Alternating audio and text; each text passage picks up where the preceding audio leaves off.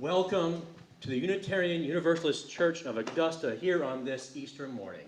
Look at this full house. I am so happy to see you all. You're all more than welcome here, and I couldn't be more thrilled with the community that I feel here this morning.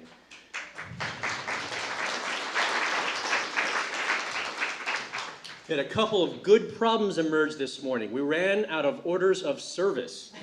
That's like, I'm not complaining. If you don't have one, I apologize. And also, we ran out of orange name tags. Orange name tags that let us know who you are if you were a visitor here with us this morning. And so that you know who we are, I am Reverend Nick Filzen, and I am joined by worship host Isabella Knott and music director David Neches, and of course our tech deck, which makes everything possible. So welcome to all of you, and thank you to all of you for the work you do here. Again, if you're visitors and you have that orange name tag, please, if you would like, fill out a blue card that is in one of the seat pockets in front of you, and return that to one of the greeters as you leave today. And that'll help us stay in touch with you and have you stay in touch with us. And whether you're a visitor or not, if you're here for the first time or the 1,000th, I sincerely hope you get what you need today. And there is so much going on here in our church life right now, especially the next few weeks. And here are just a few, one of which is imminent. Right after the service, for our families and the families with kids, there will be an Easter egg hunt that I believe is being set up or has been set up all around our backyard now. So I'm looking forward to that. We'll have the youngest kids go first and kind of make sure that everyone gets a chance to experience that. For May, our church-wide theme for the month is nurturing beauty. As a way of practicing that, the worship team is asking the artists among us to submit artwork that they have created or would be willing to create for the church campus, especially here in the sanctuary.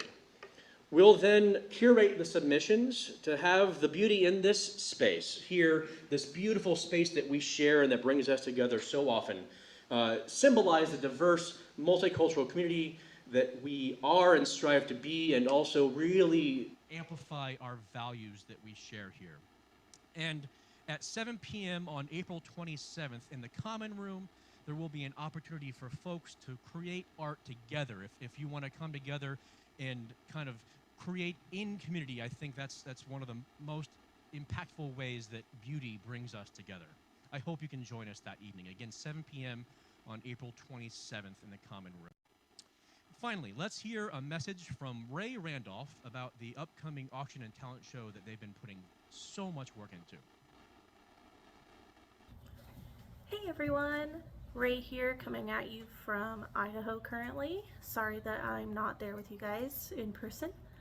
I just wanted to make an announcement about our Hollywood auction on Saturday, April 30th at 6 p.m. here at the church. Excitement, glamour, entertainment. Come as your favorite movie star, character, or just get dressed up. Enjoy entertainment by local artists, as well as light snacks and drinks, and record your presence with a glamour photo. You can even go home with a winning bid on one of the following items, like a professional service, vacation rental, private concert, homemade food, specially prepared meal by an experienced cook, cooking classes, nature walks, handcrafted items, and more. To make it even more glamorous, we still want more items for the auction, so show us your hidden talents. Have you contributed an item?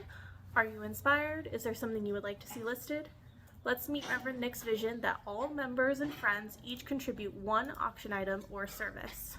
Go ahead and contact me, Ray Randolph, either on Realm or by email at amandarandolph93@gmail.com, and you can let me know what you'd like to donate. Thank you.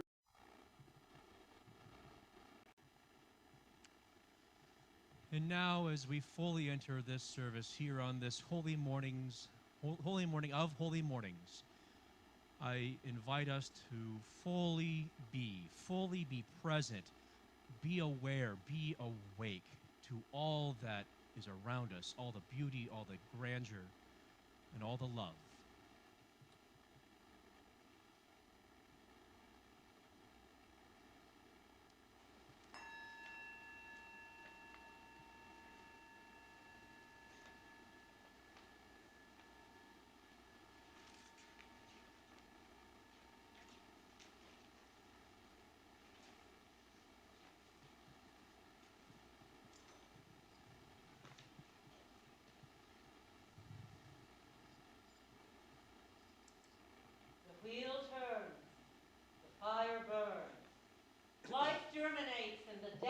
earth, pulsing through the darkness, to emerge in the light of the sun. Blessed be.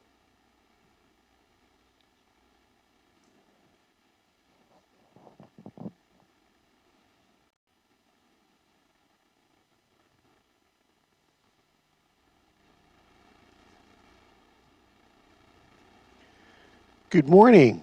Our opening hymn is hymn number 294. I'm giving the wrong one. I am sorry. 267. I had it opened and then I turned it to a wrong. 267, When Mary Through the Garden Went. You can either find it in your gray hymnal in the pews, or you can find the words on the board. We ask you to stand in body or spirit and sing with us. 267.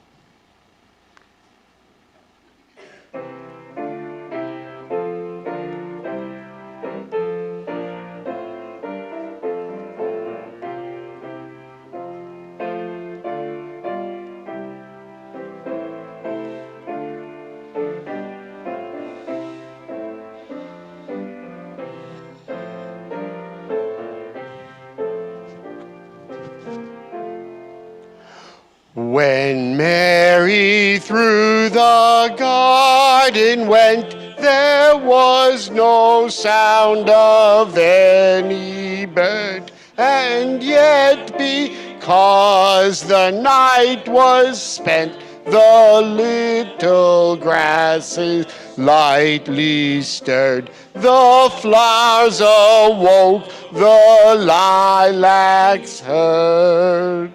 When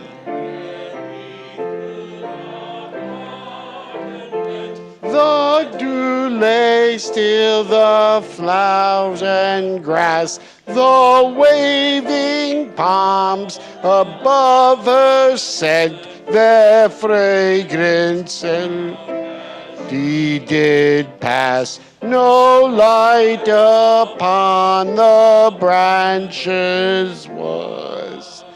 When Mary through the garden went, her distance long were dim, the grass beneath her footsteps bent the solemn, white and slim. These also stood and wept for him.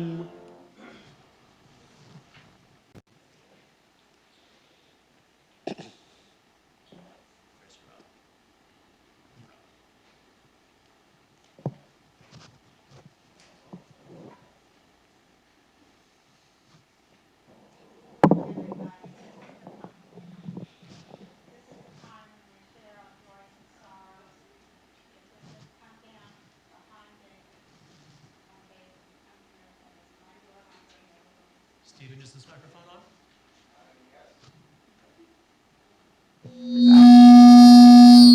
Oh, sorry. If you'll just, if you'll just remove your mask and speak through the microphone, and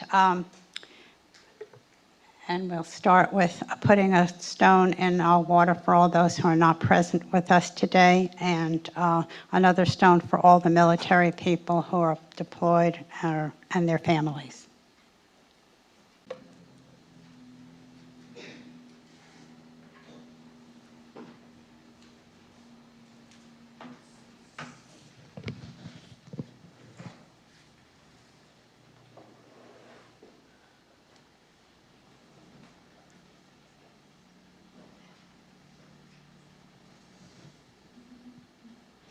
Now, as you hold all of the stories of joy and grief and sorrow in our hearts, we move into our time of this morning where we connect with something deeper within ourselves, within this world, within this universe. And we connect with our bodies, with the furniture upon which we sit, and just the sheer amount of beautiful humanity here in this space. And I'm going to share some adapted words here with Jezebel this morning from the Mindfulness Project, a great resource online.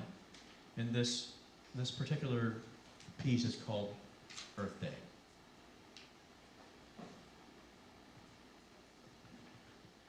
Take a moment to experience all that's around you through sight, hearing, or touch, whatever works for you. The furniture you are resting upon, if you have a book or an order of service in your hands, really feel that. Feel the weight of it, the paper, the material, the texture. Perhaps notice the carpet beneath you. If you're joining us from home on Zoom, maybe feel the warmth of the tea or coffee in your hands. Smell it even. All of these things and everything else that sustains us is thanks to nature and its resources. The earth is our home. And as I keep talking, I invite you to stay with your body, stay with the feelings.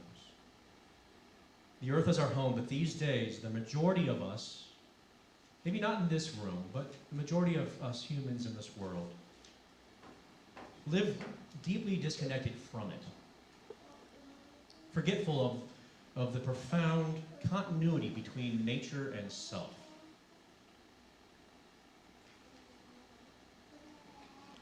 As we approach Earth Day this week, it is nice to connect with a sense of gratitude for the gifts of nature that surround and sustain us, which day to day we take for granted. Water to drink, sunlight to brighten and warm our days, trees to clean the air, earth rich in nutrients to grow our food. When we look with awareness, we see that we are a part of nature and not apart from it. Today is also a time to remember that the earth is at risk, our earth, our home. And unfortunately, we are edging towards environmental disaster. The time is also now for us each to consider how we can play our part individually in caring for its future. As we do, it becomes clear that something deeper must change within us all, within the very core of our being.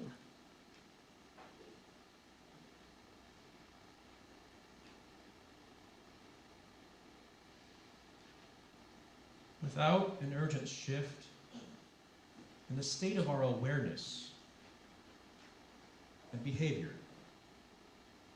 the repercussions of this crisis will begin to play out in all areas of life. And as we continue in this moment of meditation and reflection, I ask you to think about these questions. What can we do to practice solidarity with the earth? Each willing to sacrifice just a little. What can we place upon our cross so that we all might rise with nature once again? At this critical point, mindfulness, deep presence and attention to this moment and the moments that led up to this moment has an important role to play. The simple act of cultivating awareness is one of the first steps that we can take to help us to begin to rebuild the relationship we have with the earth. When we become awake to the interconnection of life on earth and aware of our interdependence with it, we naturally deepen our respect and intention to care for it.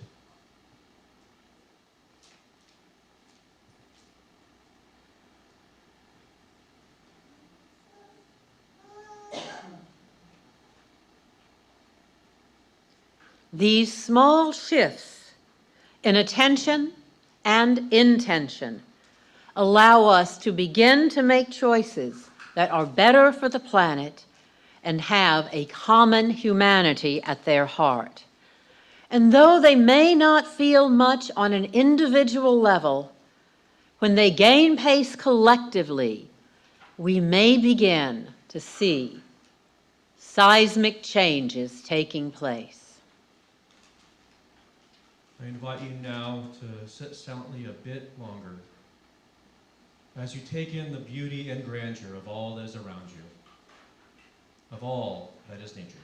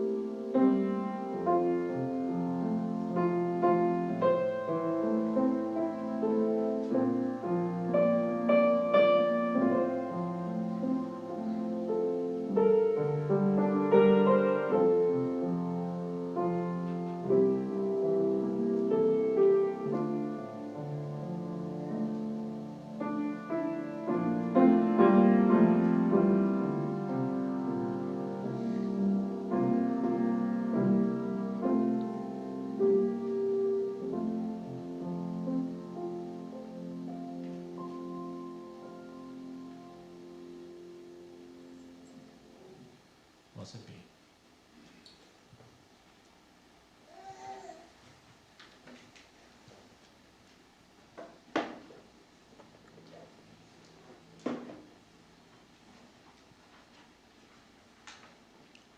We are a bountiful congregation.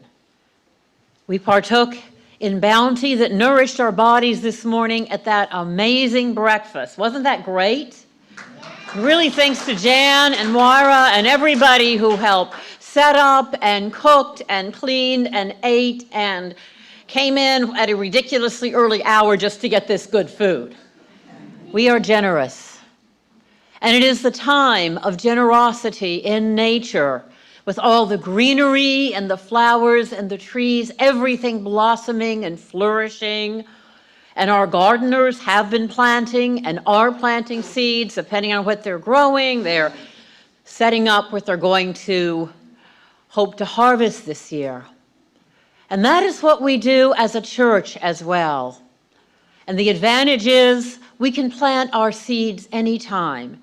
And this is where your generosity coming in become the seeds of the work that flourishes and grows to keep this building and this community flourishing, and share our bounty with the world around us in community and in partnership, following our mission statement and our ideals. So I ask you now, you might have a little seed to plant, you might have some big seeds. Whatever you're planting, we receive with gratitude. If the ushers can please come forward.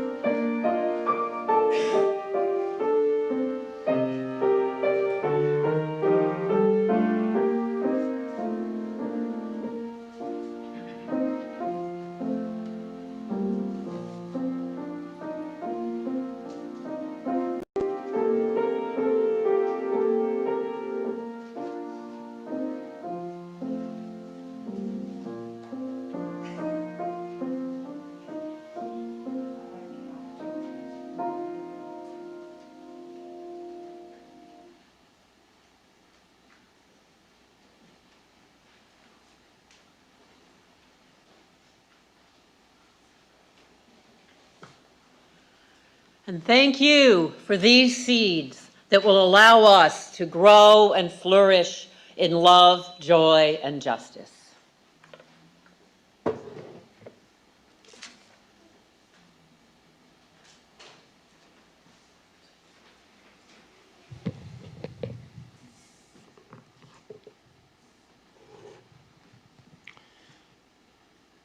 So on top of all the other holy days that surround this moment in this year, including Easter today, Passover this past Friday, Ramadan, in which we're right in the middle. There are so many things happening, and this week is also Earth Day, and I think that Earth Day is another very important holy day, especially here in this community. And I think there's a lot of overlapping meaning to be made, and I for one, might even consider Earth and the cycles that she goes through as my savior.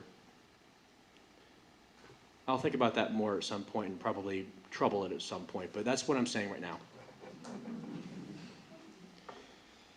But with that, with all these overlapping ideas and holidays and moments of ritual and connection, today I'm going to gush, I'm just going to gush about the beauty of the earth and about experiencing, truly experiencing every moment of her splendor to make her as lovable as possible, and to perhaps help those of us who already feel deeply for her connect even more and reignite the love for Earth others of us may have forgotten, to open our eyes once again to our relationship with her, to reawaken our relationship with Earth. Similar to the way the Sufi poet Hafez speaks of his God as love, capital letter L, love, igniting a deep passionate love for his symbol of the sacred, this sermon is fully intended to be an allegorical love story for and about Earth, with imagery, some potential tragedy, and yes, even romance. Romance, because there is an eros, an erotic pleasure that can emerge from a relationship with nature. But don't worry, it's far more Hallmark than HBO.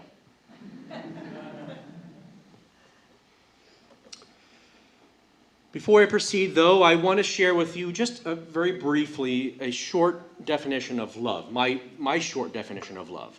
Love is doing all you can for wholeness, for yourself, for others, for the planet. An utter, unqualified, unmitigated, embodied, a practiced effort for wholeness. In a way, I agree with people when they say that God is love. The holy, or rather wholeness, is the direct result of love in action.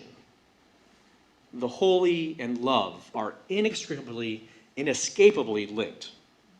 And for today, Earth is the subject of my love.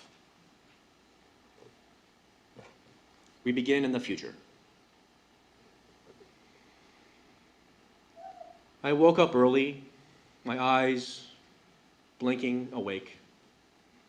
The sun was just beginning to peer over the mountain peak in the east. The mountain's face looked asleep against the backlight of the morning glow. I looked at her in awe. How lucky I am, I thought. I wanted to surprise my love that morning with a special treat. I was going to plant the new spring crop, giving my love soil a rest from the previous season's harvest, a renewing retreat for her system. As I began carefully tending the field, she soon woke up in all her glory, singing like 1,000 songbirds. She had such an exquisite voice. Her familiar jasmine and rose perfume filling the air. That scent drove me wild. I was smitten. I would do anything for her. I love her. But let's go back a ways, back to the beginning. I met my love when I was young, basically as soon as I was born. It was love at first sight. As we grew up together, I was enchanted by her and all her majesty. She was more complex than anything I could ever imagine. So magical. Each time I walked through her gardens, her forests, even sometimes her puddles on occasion, each time was the most miraculous moment I had experienced in my life. At least at that moment.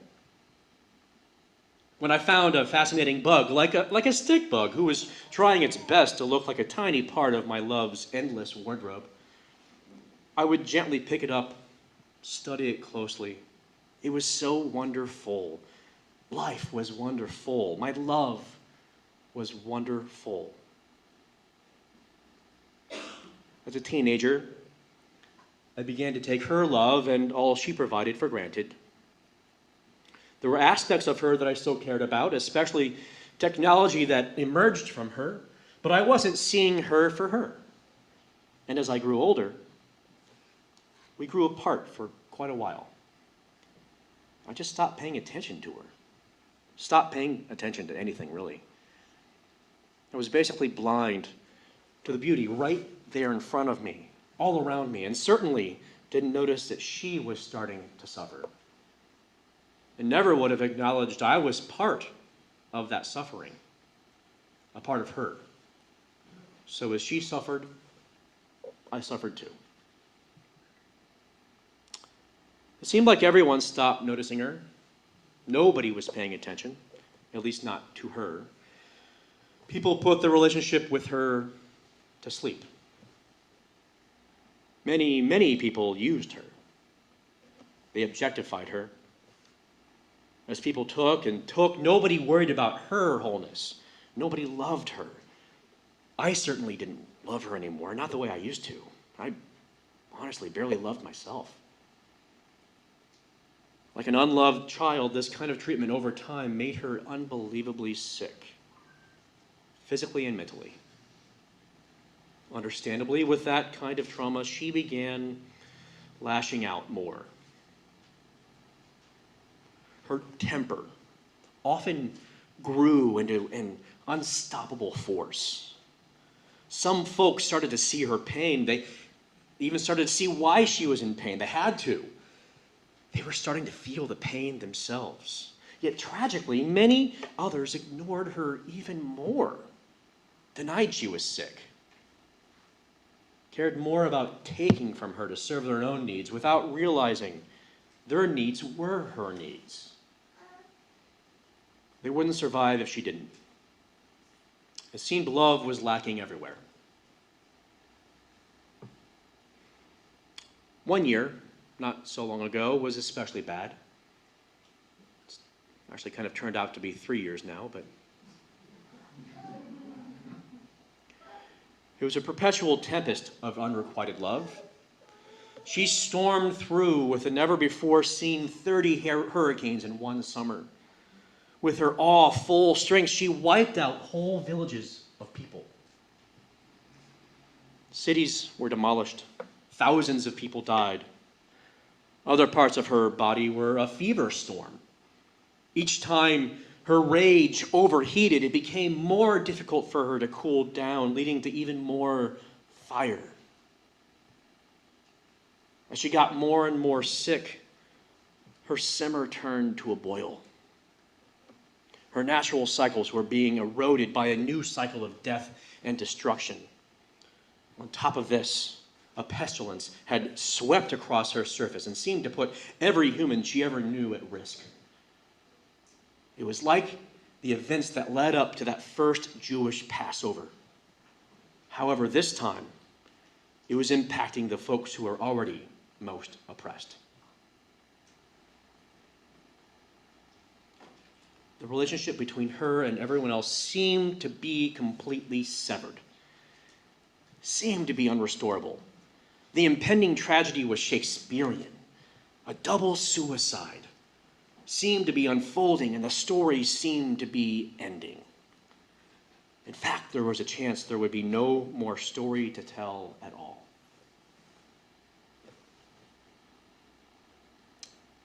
Unlike Romeo and Juliet, my love and I had a small yet dedicated support system with a common interest in de-escalation. There were many people who did in fact care for her, a lot of them here in this room. There were many people who did, they did what they could so she would feel seen, really seen.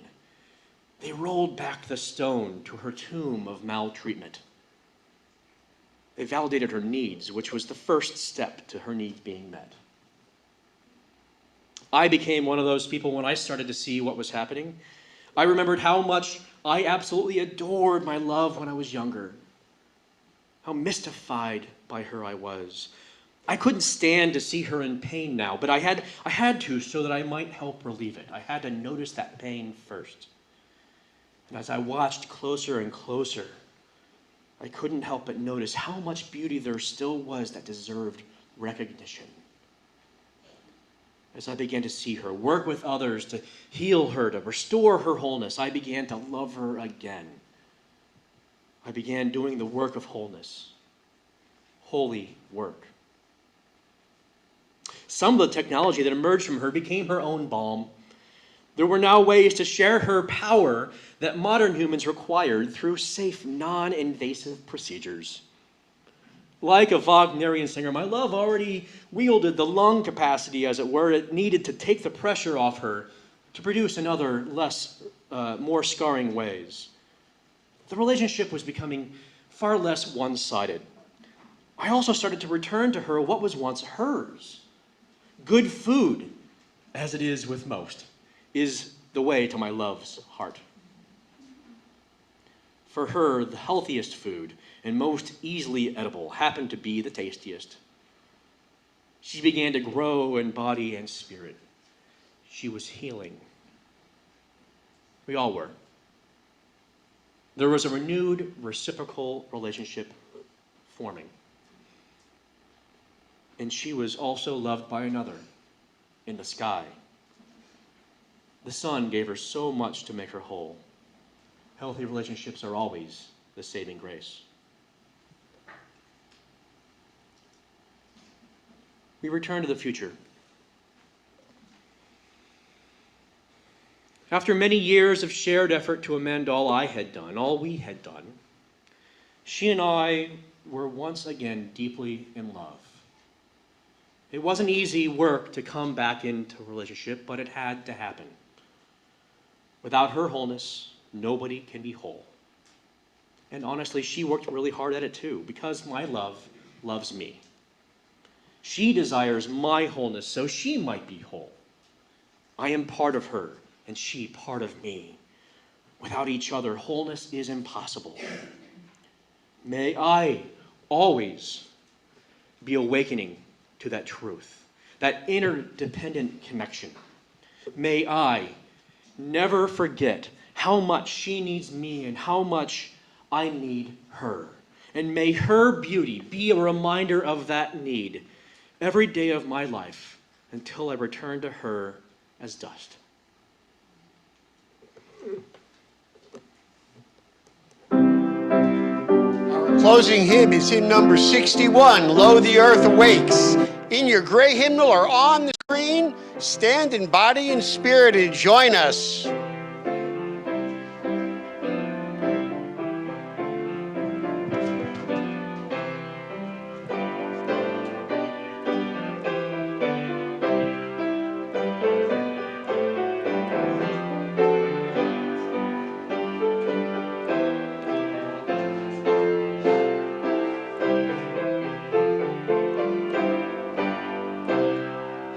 Lo, the earth awakes again. Alleluia. From the winter's bond and pain. Alleluia. Bring we leaf and flower and spray. Alleluia. To adorn this happy day.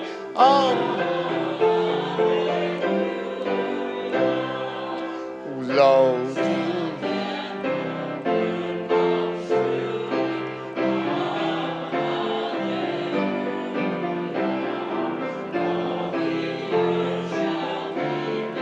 new, hallelujah. Now the dark and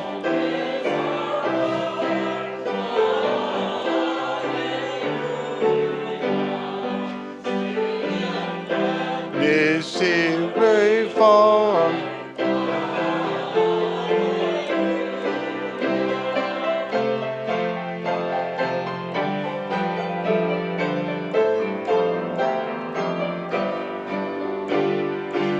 Love.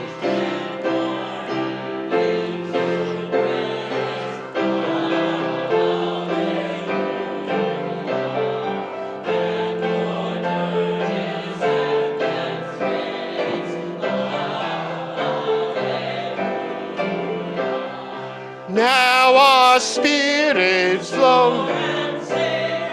Hallelujah.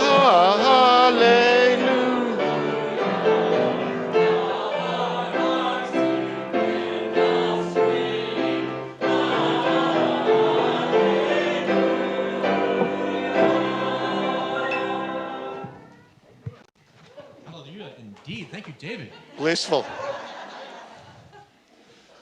I invite you to stay standing if you'd like. We're only going to be up for a few more moments. In body or spirit. So if your spirit wants to sit for a bit, that's fine. Just a few closing words here by my colleague, Reverend Alex Holt, entitled simply Closing Words for Easter. For all those who celebrate the resurrection of Jesus, may this day be another affirmation of divine love and promise. For all those who see the eternal story of new spring and life beginning anew, may you breathe deeply of a season of promise and hope. For all those who are experiencing despair or hopelessness this Easter, may you find in the difficulty or depression a doorway to love and warmth that offers you freedom. And for all of us, together we can do what no one isolated person can do. Rolling the heavy stone aside reminds us we are far more powerful than we ever could be on our own. Our offering of love's actions are prayers made real. Let us begin now again in love.